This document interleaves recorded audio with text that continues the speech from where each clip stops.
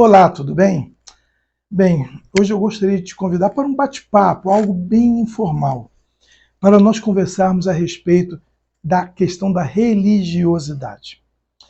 Por que isso? Eu tenho me deparado com muitos pacientes, com muitos amigos e compartilham comigo as suas frustrações religiosas, as suas decepções com a religião, muitas das vezes até mesmo transferindo essa frustração para Deus. E eu gostaria de compartilhar com vocês um pouco sobre isso, sobre a libertação da religiosidade.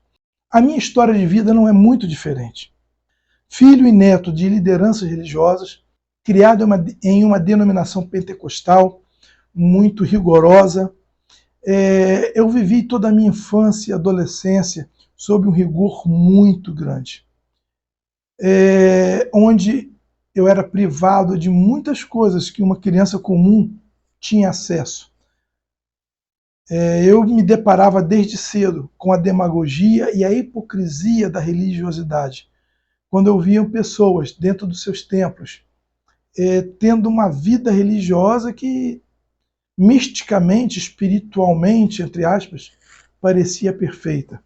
Mas no seu dia a dia, eles demonstravam frutos terríveis que traziam frustração e decepção, escândalo ao mais ferrenho religioso. E eu vivia isso porque eu fui criado dentro do ministério, fui criado nos bastidores de lideranças religiosas. E eu fui crescendo nesse meio até que aos meus 17 anos de idade fui para uma escola da Marinha em outro estado, segui minha carreira e eu decidi que nunca mais eu poria meu pé dentro de uma igreja. Isso é uma coisa muito comum que acontece com filhos, netos de pessoas que dentro do seu fanatismo, ainda que muitas das vezes bem intencionados, pois os meus pais não creio que eles eram mal intencionados, mas de uma forma equivocada, eles colocaram sobre mim um jugo que eu não suportei. Um jugo terrível de religiosidade, que no primeiro momento em que tive a oportunidade, eu desejei fugir. Conseguiram construir em minha cabeça a imagem de um Deus que eu queria distância. A imagem de um Deus que era mau, que era vingativo, que estava a todo momento sentado em um trono, com um cetro pronto a apontar para alguém, para mandá-lo para o inferno, onde tudo era denominado pecado e em tudo nós éramos condenados e por todos éramos julgados. Esquecendo a máxima do Cristo, quando nos ensinou: não julgueis para não ser julgados. Na minha experiência religiosa, o que eu via eram pessoas que excluíam as outras da comunhão com o corpo de Cristo por cometer determinado ato em que, dentro do ponto de vista deles, era pecaminoso, e ao invés de acolher, eles excluíam. É engraçado que hoje, tendo entendimento da palavra, eu vejo Jesus sendo um mestre inclusivo, trazendo todos ao Pai, sem rejeitar a ninguém. Ele diz: aquele que vem a mim, de maneira nenhuma lançarei fora. E aqueles homens pecadores como eu se achavam no direito de cortar a comunhão das pessoas com Deus, excluir da comunhão da igreja, da eclésia, do sistema religioso. E na época eu não tinha conhecimento bíblico, teológico, não tinha esclarecimento, não tinha sequer consciência do que acontecia. Eu fui formatado dentro de um sistema religioso. E aquilo tudo para mim era terrível. E na primeira oportunidade que eu tive, eu fugi desse sistema. Uma vez livre da presença dos meus pais, que eram muito possessivos dentro do sistema religioso, afastado da presença daquela liderança religiosa que tanto exigia de mim uma postura que muitas das vezes nem eles tinham, ou melhor, na maioria das vezes eles não tinham, eu comecei a buscar por outras religiões. Eu tinha uma sede, tenho até hoje, imensa por Deus, por quem é Deus, pela natureza de tudo que é espiritual, pela manifestação do divino, do espiritual em nossa vida. Mas eu tinha dentro de mim a convicção de que o caminho para eu ter um encontro com esse Deus que eu almejava, que eu buscava, não era através daquele sistema religioso que cada vez mais levantavam barreiras entre eu e ele.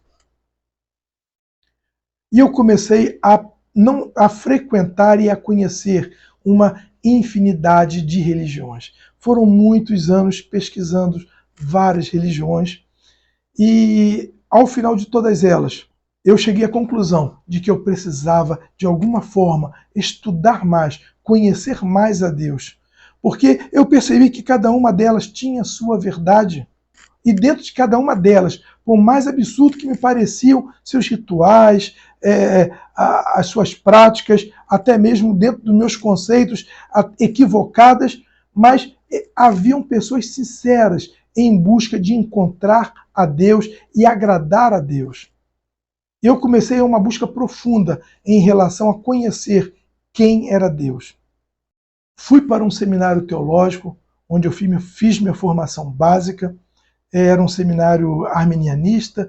Depois, fiz a minha graduação superior em uma faculdade, em um seminário totalmente calvinista, duas correntes teológicas opostas, e eu pude fazer o meu mestrado em um seminário totalmente interdenominacional lá nos Estados Unidos, onde eu tive o privilégio de ter professores de todos os credos, até mesmo professores que eram ateus, para me ensinar teologia.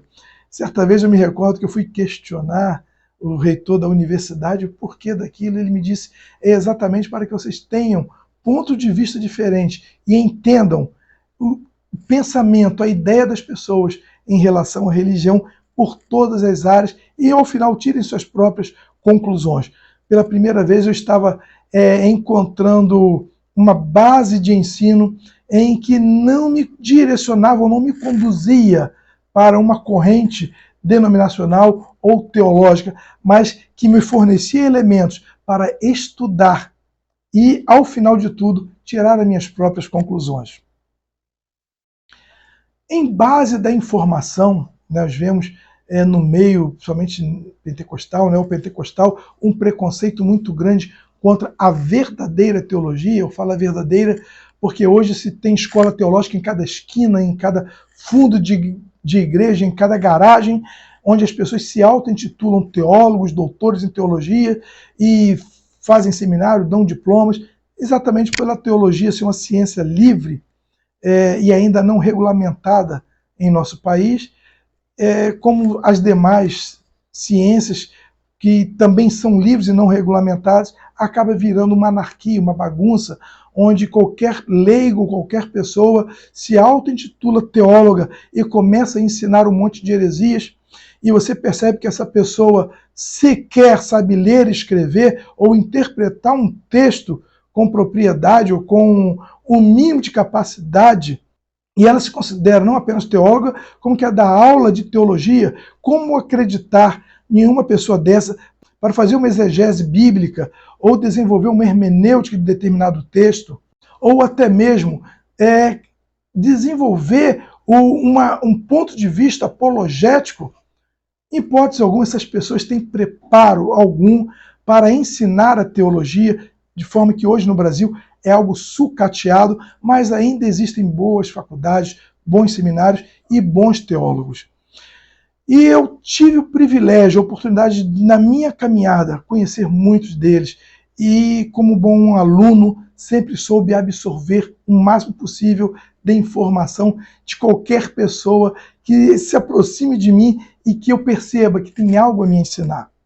E dentro desse contexto, eu comecei a descobrir que durante toda a minha vida eu estive equivocado em meus ensinos, em minhas crenças, naquilo que eu julgava ser a minha verdade absoluta.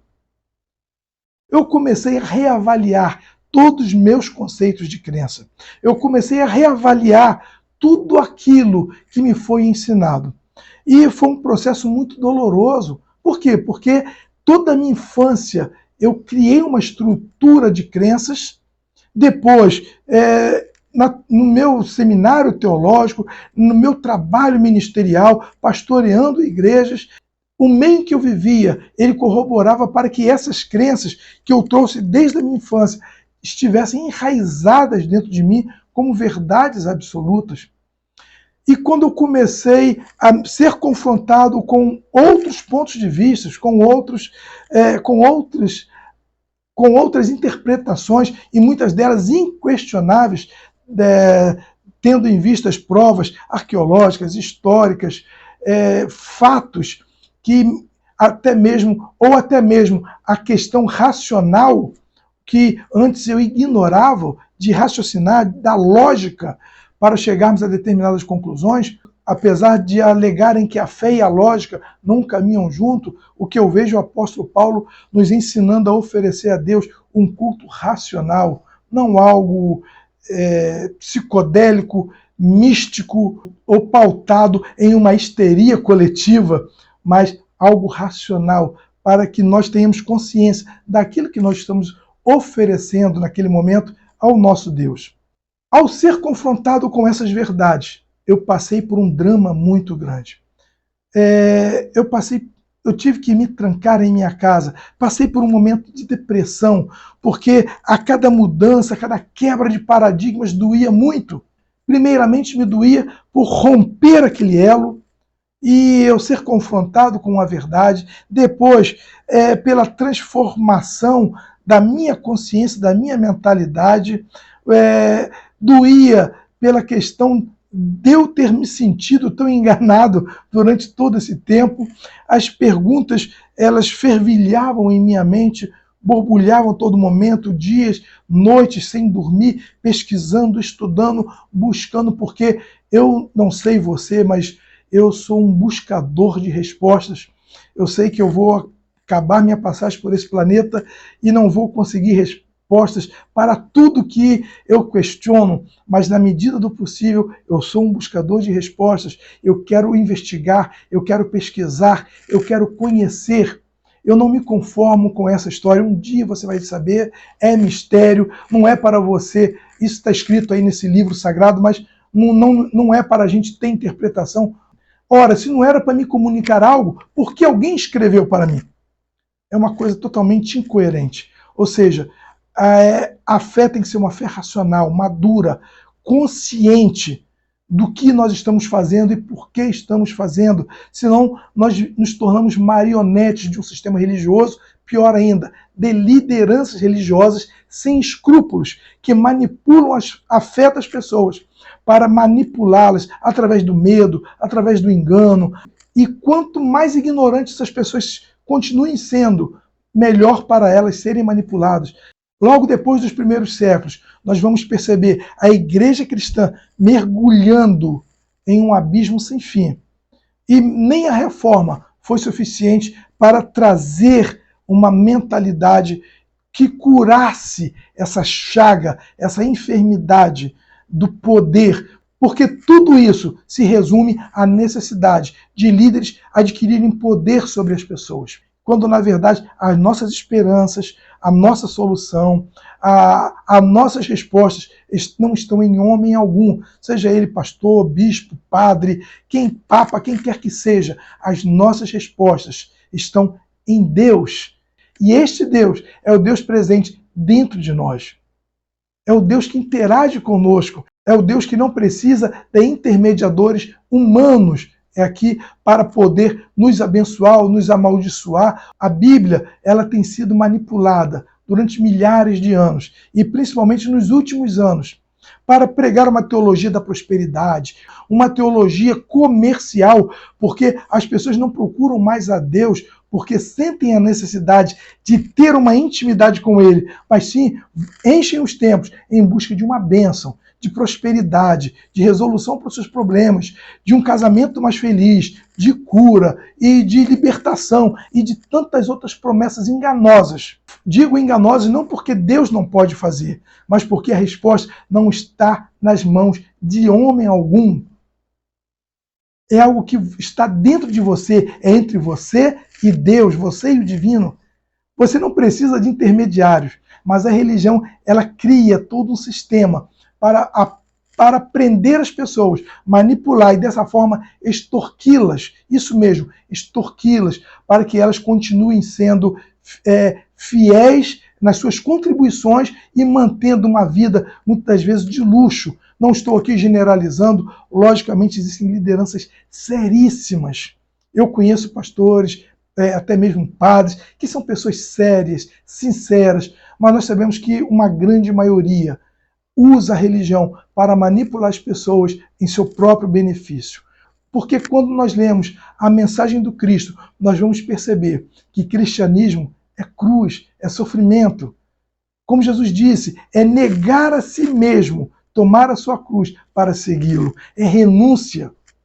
Não focar no material, mas entender que a nossa vida transcende muito além do que é físico, do que é material.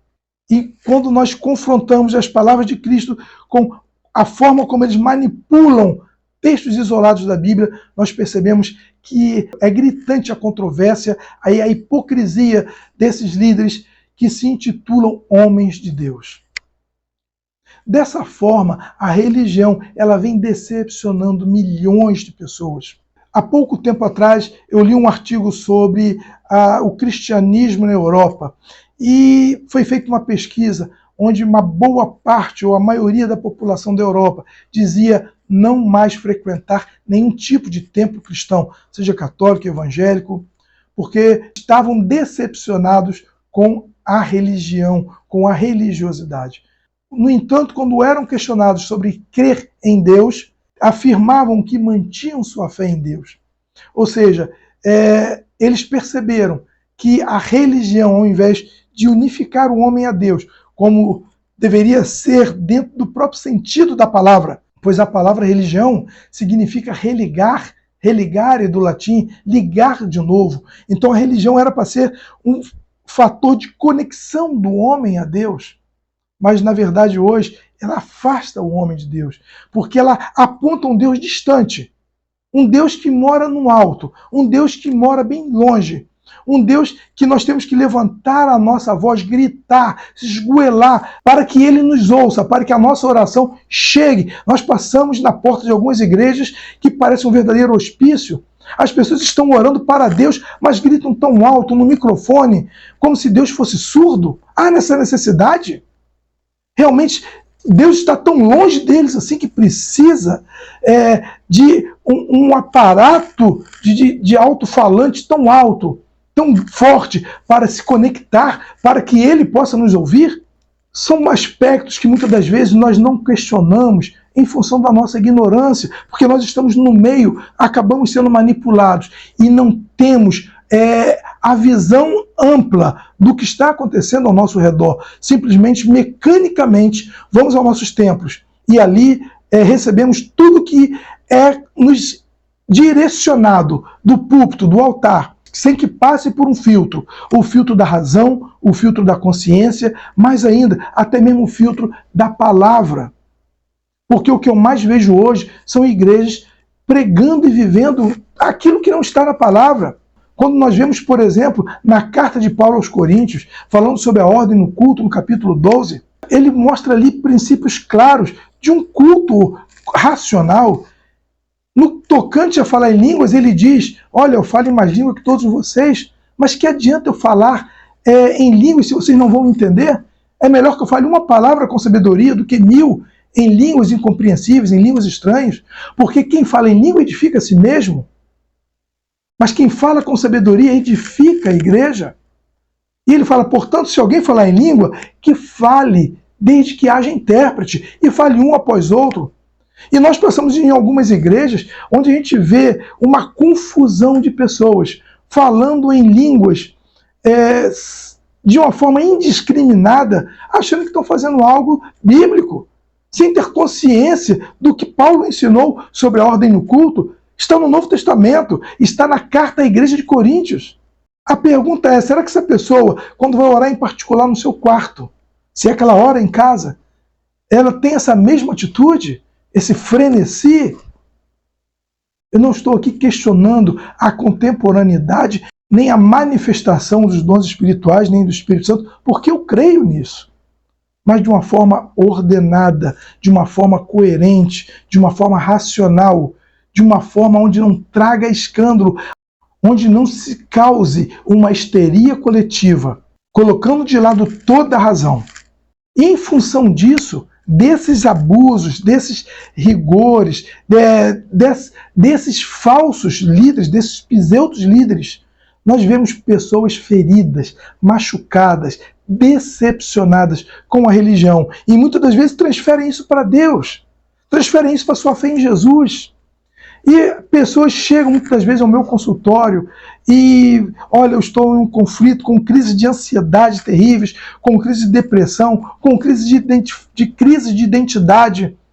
E, de cara, quando elas começam a falar, eu identifico os seus conflitos pessoais, com suas crenças religiosas, o quanto isso lhes traz prejuízo, lhes traz dor.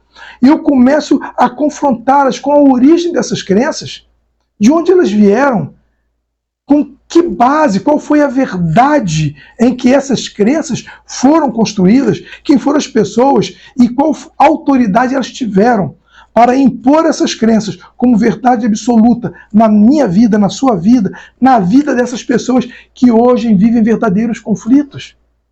Há uma má interpretação completa da Bíblia, da Torá. As pessoas seguem cegamente tudo o que lhe é falado, sem levar em conta a razão, o porquê, a base, sem pesquisar, sem estudar. E é por isso que o próprio livro sagrado diz: o meu povo perece por falta de conhecimento.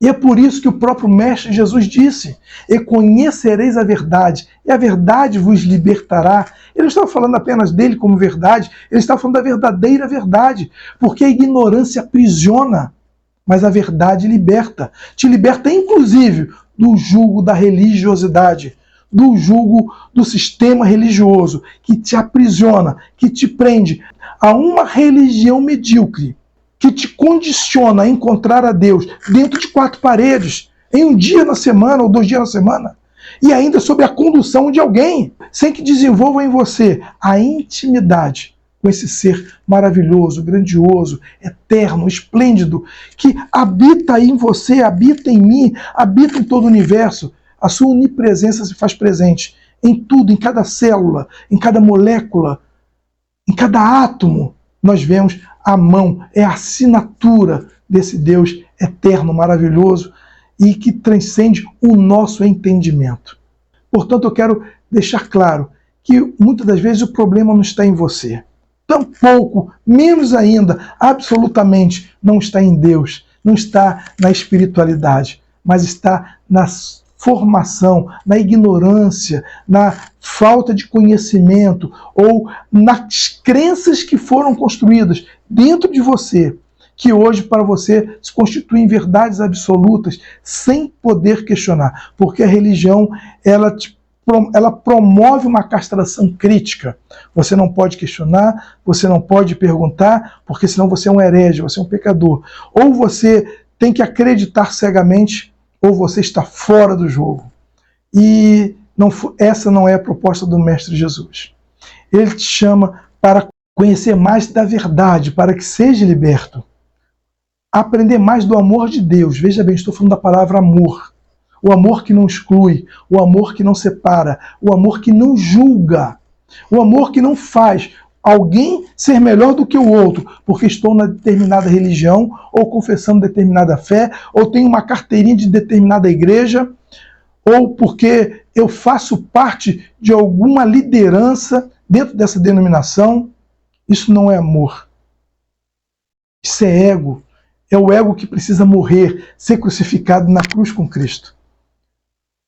Eu quero te convidar a conhecer a Jesus genuinamente, livre de religião, livre de sistema religioso, desenvolver com Deus uma intimidade pessoal, que vai além de estar dentro de um templo, dentro de 4 paredes, que está além de estar nos seus serviços religiosos, a servir a Deus com sua mente, sua consciência desperta, com o seu entendimento, poder oferecer a Ele o melhor de você mesmo, o melhor de nós.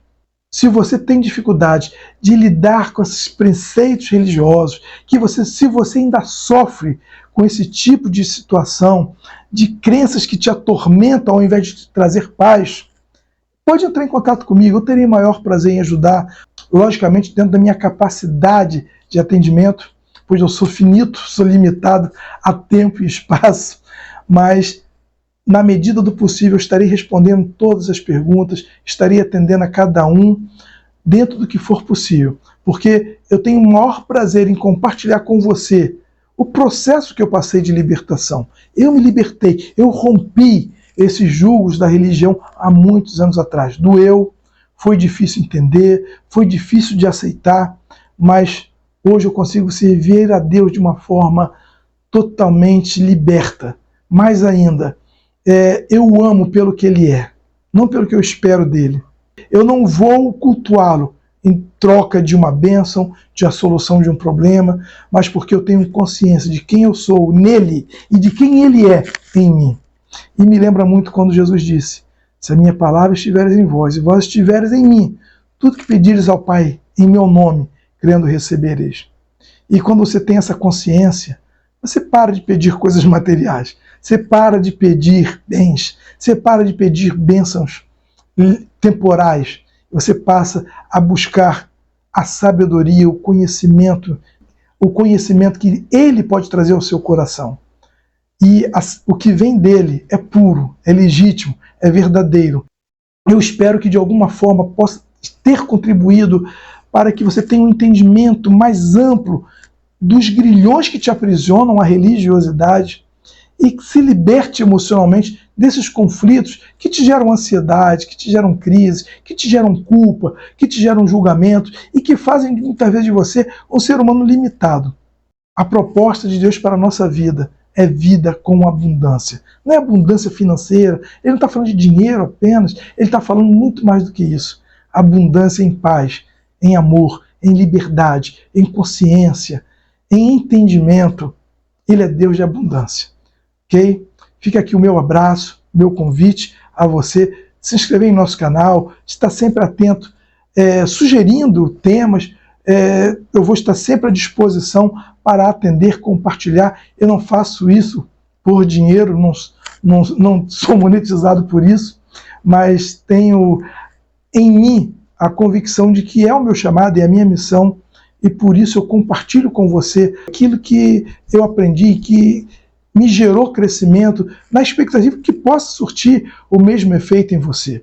Logicamente, você não é obrigado a concordar comigo, de uma forma respeitosa. Eu respeito seu ponto de vista, espero que você respeite o meu também, mas se você concorda de alguma forma com o que foi compartilhado aqui, compartilhe com outras pessoas, ou entre em contato conosco, faça seu comentário, assine, siga o nosso canal, para que a gente possa levar essa mensagem a mais pessoas que vivem aprisionadas pelo sistema religioso. Um grande abraço, Reverendo Ezequiel Almeida.